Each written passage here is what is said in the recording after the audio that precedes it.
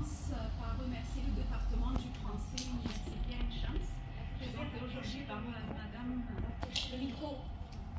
Merci. C'est bien? Oui. Merci. Présenté aujourd'hui par Madame Hoda Aboza pour cette opportunité qu'on m'a octroyée. Merci à tous les présents. Et j'adresse surtout mes remerciements chaleureux pour mes professeurs et collègues qui ont pris de leur temps pour assister à mon intervention. Bon, depuis la diffusion de la série de Bakiza et Zernoul dans les années 80, le personnage de Bakiza devient un stéréotype de la femme francophone en Égypte. D'ailleurs, pendant la même période, des grandes figures francophones féminines brillent dans le ciel égyptien, comme André Chidi, Dalida et Inji Aflatoon. 35 plus tard, cette image de Bakiza sera renouvelée en 2022 par le personnage de Farida Hanem El-Hamamsi, joué par la star égyptienne Yousra dans Ahlam Saïda, Fête des beaux rêves, malgré la présence éminente des femmes francophones dans tous les domaines de la société égyptienne, comme Sandra Nashat, Mouna Rattas et Amina Rachid. En mobilisant une perspective comparatiste de l'imageologie, nous cherchons à mettre en relation 4 figures féminines de l'Égypte du XXe siècle, puisées à l'art télévisé, mais aussi à la littérature. D'une part, 2 personnages fictifs, dont Bakiza et Farida. D'autre part, 2 personnes historiquement tangibles à travers 2 monographies, dont Madame le peintre Inji Aflatoon, d'après Muzakkarat Inji Aflatoon de Saïd Khayel, et Madame la professeure Amina Rachid dans la monographie intitulée La traversée vers l'autre de Salma Moubarak. Après avoir fait le résumé des 2 séries télévisées, tout en analysant les génériques d'ouverture, nous passons aux 4 axes suivants. Présentation des 4 figures, l'impact du fleu sur les 4 personnages, l'engagement sociopolitique, et pourquoi le genre télévisé insiste sur l'image d'une francophone vaniteuse, snob ou nerveuse. Commençons par Bakiza. Il s'agit d'une veuve quadragénaire. J'espère que ça arrive. Il s'agit d'une veuve quadragénaire issue d'une famille de la bourgeoisie qui a connu un déclin financier fatal. Dans ces circonstances, les parents de Bakiza ont persuadé leur fille d'accepter d'épouser El Hachmeri, un homme d'affaires prospère d'origine paysanne, malgré une différence d'âge de 45 ans. Bakiza a ainsi abandonné son éducation au collège du Bon Pasteur pour contracter ce mariage, dans le but de préserver le prestige financier de sa famille. Une décision que Bakiza regrettera pour toujours. N'ayant pas réussi à avoir un enfant de ce mariage, Bakiza ne trouve aucune raison pour maintenir cette liaison que la fortune de Hachmeri. Ne découvrant la faillite de son mari après son décès, Bakiza ne regrette pas seulement ses années de jeunesse gaspillées auprès d'un vieux époux qu'il a méprisé, ainsi que sa classe bourgeoise, mais regrette surtout avoir abandonné l'école. Dépourvue de diplôme et d'expérience professionnelle, Bakiza se trouve incapable de gagner sa vie. Dans une scène rétrospective, le spectateur découvre que Hachmeri avait eu un enfant fruit d'un mariage secret. Sa femme discrète savait bien le désir capricieux d'Al-Hachmeri d'avoir un garçon. Or, elle a dû perdre connaissance de son nouveau-né, lui faisant comprendre qu'il a eu un garçon, alors qu'en réalité c'était une fille, à laquelle Hachmeri lui donne un prénom masculin, Zernoul. Les jeux du sort ne permettent pas à Hachmeri de voir ni d'élever ce nouveau-né, il perd toutes sortes de connexions. Étant privé du soin paternel, aussi de la fortune de son père de son vivant, Zernoul grandit dans les rues, apprend à gagner sa vie de ses propres mains, mène une vie de vagabond. Découvrant par pure coïncidence le décès d'Al-Hachmeri, Zernoul réussit à retrouver le palais de son père pour réclamer quart de la fortune à Bakiza, la veuve.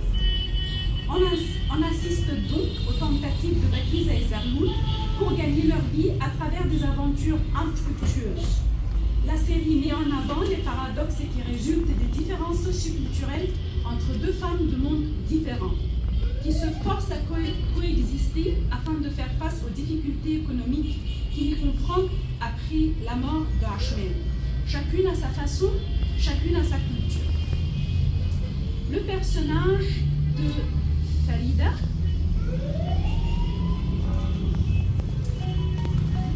à l'instar de Bakiza, Farida Hennen est une veuve francophone vaniteuse qui insiste à vivre dans les airs de la belle époque égyptienne des années 40-50. Et ce, en ramenant à la vie le souvenir de sa mère, de sa défunte mère, Fawzia. Cette dernière était une ancienne élève d'une école francophone et rêvait d'avoir une carrière au cinéma français aux côtés de Brigitte Bardot. Quant à Farida, elle n'a ni rêve, ni profession, ni occupation. Elle mène sa vie grâce à sa part de la fortune délaissée par son père. Elle la gaspille dans les salles de vente aux enchères. En cas de crise financière, elle se tourne vers son frère, lui faisant un chantage sentimental. Sinon, elle l'accuse d'imposture quant au partage de l'héritage. Farida perd la vue dans un accident. Elle doit compter sur les autres pour mener sa vie. N'ayant pas acquis le même système d'éducation de Farida, ces autres ont une conception différente du savoir-vivre. Il ne s'agit pas ici de langue, mais d'une culture et d'un mode de vie. Cette expérience dure permet à Farida de découvrir la bonté des gens malgré la différence de culture. Tels sont les deux personnages fictifs que le drame égyptien a présentés, insistant sur une image caricaturale de la femme éduquée à la française. Mais l'analyse des deux séries à voir plus tard dévoile d'autres dimensions beaucoup plus profondes chez les deux personnages. En contrepartie, l'histoire de la femme égyptienne du XXe siècle présente un autre modèle de femme issue d'une éducation française, dont entre beaucoup d'autres les deux exemples de Ingi Aflatoon et Amina Rachid. Qui est Ingi Aflatoon? Née en 1924 dans une famille francophone de l'aristocratie d'origine turco-circassienne, proche de la famille royale. Son père décroche le titre de pacha. Sa mère vivait dans un palais animé par de nombreux domestiques. Dans sa jeunesse, Ingi fut élevée chez les religieuses du collège du Sacré-Cœur au Caire. Aspirant à plus de liberté, elle passe au lycée français du Caire durant son adolescence. Puis elle rejette le conseil de sa mère d'étudier les arts en France. En revanche, sa famille la confierait alors à l'artiste Kemal Telmessé. À la suite de sa visite en Haute-Égypte vers la fin des années 40, Ingi a esquissé la vie modeste du peuple égyptien, soit au travail, soit au domicile. Elle se penche donc vers le réalisme social et organise des expositions personnelles en Égypte et ailleurs. Déchirée par la richesse de sa communauté à l'encontre de la pauvreté misérable du peuple égyptien, Ingi se radicalise et s'engage au communisme égyptien. C'est à cause de cet activisme politique qu'elle passe une partie de sa jeunesse en prison. En prison, elle dessine. Sa sœur vend les tableaux au profit des mouvements féminins. À sa libération, son style devient plus joyeux grâce aux couleurs vives représentant la campagne et le quotidien égyptien. Pour certains observateurs, ces coups de pinceau rappellent le style de Van Gogh. Vers la fin de sa vie, elle sera décorée par la France de la médaille de chevalier des arts et des lettres en 1985. Ayant servi sa patrie et par son pinceau et par sa plume, Ingi Aflatoon demeure parmi les rares peintres et penseurs égyptiens connus dans le monde entier. Maintenant, qui est Amina Rachid? Plusieurs fois Premier ministre à l'époque du Farouk de Farouk le premier, Ismail Sidki Becha est le grand-père maternel d'Amina. Née en janvier 1938, la petite Amina reçoit une éducation française au lycée français du Caire, jouissant d'un environnement laïque. Elle poursuit ses études post-scolaires à la faculté des lettres de l'université du Caire, toujours en français. Ses études supérieures sont à Paris, où elle devient une militante à l'association des étudiants arabes en France.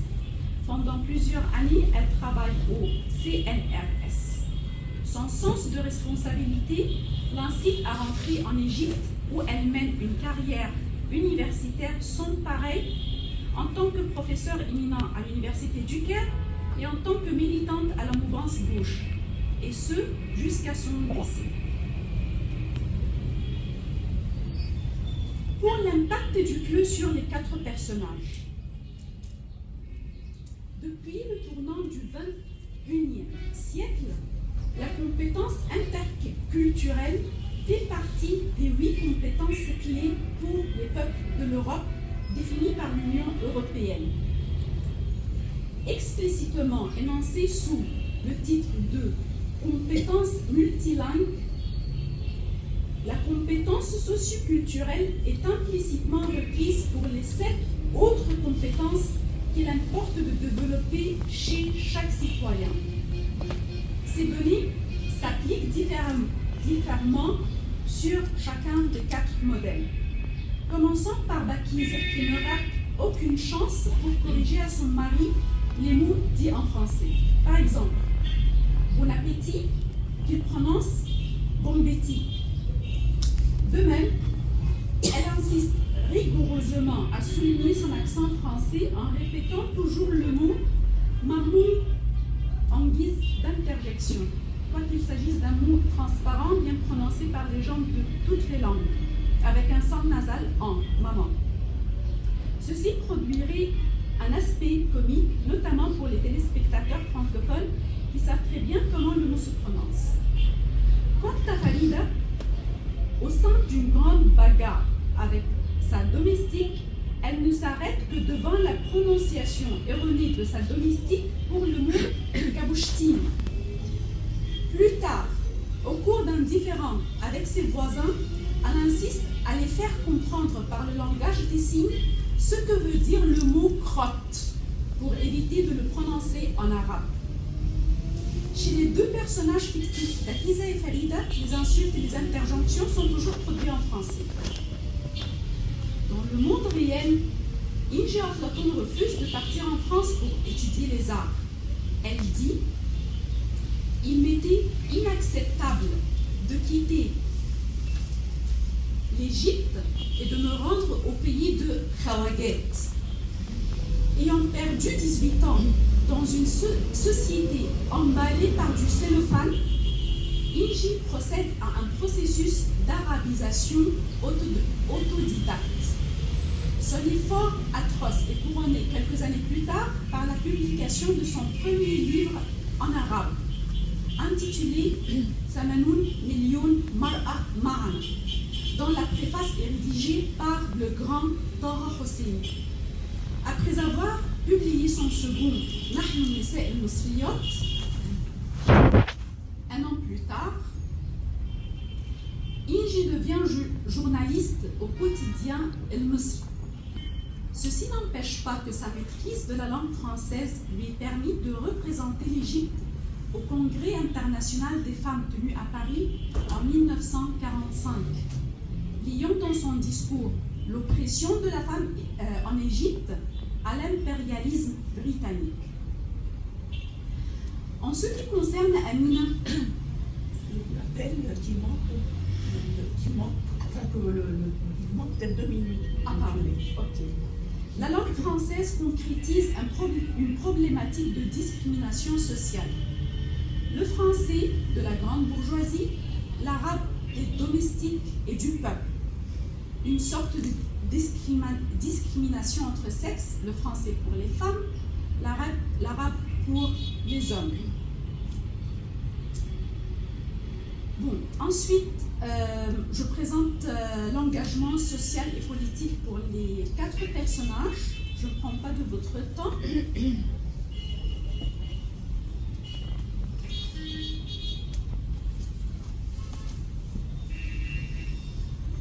Et enfin, pourquoi le genre télévisé insiste sur l'image d'une francophone toujours vaniteuse et snob?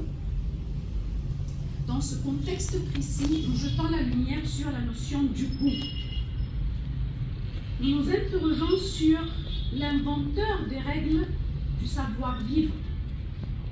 Rappelons que l'apprenant d'une langue étrangère, y compris le français, est censé maîtriser les conventions sociales propres à chaque langue et par la suite à sa culture, comme le prévoient les critères du CE-CRL. Je donne des exemples que vous pouvez lire dans l'article une fois publié, Inch'Allah. Mais je jette la lumière sur la façon par laquelle le professeur Amina Rachid s'adapte à la situation communicationnelle d'après le niveau culturel de son public.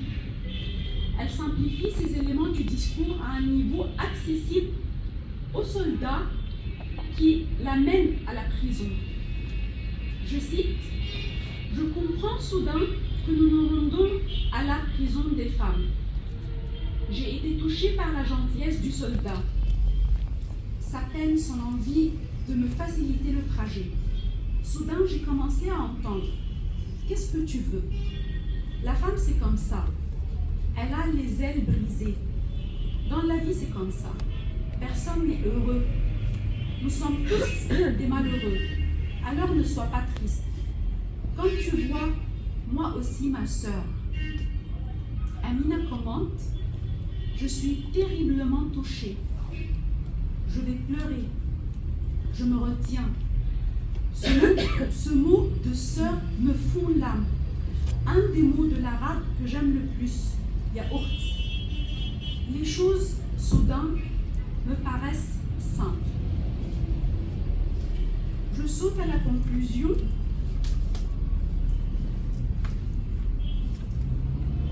Pour conclure, nous trouvons qu'une francophone égyptienne peut réussir à traverser les frontières entre les classes sociales, mais jamais au détriment de ses principes, de son éducation. Bakiza tient de relations chaleureuses avec sa domestique Sofia. Farida sort de son monde emballé en cellophane, s'implique dans les histoires des femmes qui l'entourent et déguste le plaisir d'aider les autres. Inji Aflatoun choisit pour époux un procureur marxiste. Cette communiste aristocrate qui possède 40 robes n'est plus vue qu'en chemise et pantalon à la mode de Coco Chanel, renvoyant à l'image de la femme humble, travaillante et pratique. À plus forte raison, Amina Rachid délaisse sa tenue de professeur universitaire et met une galabeya lorsqu'elle se trouve à la campagne aux côtés de son époux, le professeur Saïd El-Bahraoui. Rappelons l'image d'une certaine Simone de Beauvoir, mais à l'égyptienne, les 2 grandes dames francophones ont sacrifié leur vie au service de la question nationale, la mobilisation de la femme, l'accès de la femme à l'enseignement, outre la cause palestinienne. Tels sont les grands dossiers qui illustrent tous le rôle clé qu'a joué l'égyptienne éduquée à la française, représentée ici par Inji et Amina.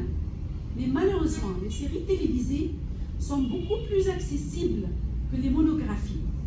D'autant plus la représentation caricaturale pour le caractère d'une femme agitée est bien entendu plus attirante pour un public qui cherche à se décontracter devant l'écran à la fin d'une longue journée de travail. Loin de la comédie, il va sans dire que la malpropreté des moyens de transport, la négligence des règles d'hygiène, surtout dans les endroits publics, le chaos dans les lignes d'attente, la vulgarité du comportement sont tous des vices refusés partout des gens civilisés. Mais l'effet comique produit par la réaction des personnages fictifs envers ces défauts désoriente le téléspectateur loin de l'essence du message. Cette réaction serait peut-être qualifiée de snobisme ou d'arrogance. Seul le téléspectateur civilisé sera capable d'interpréter le comportement des deux personnages.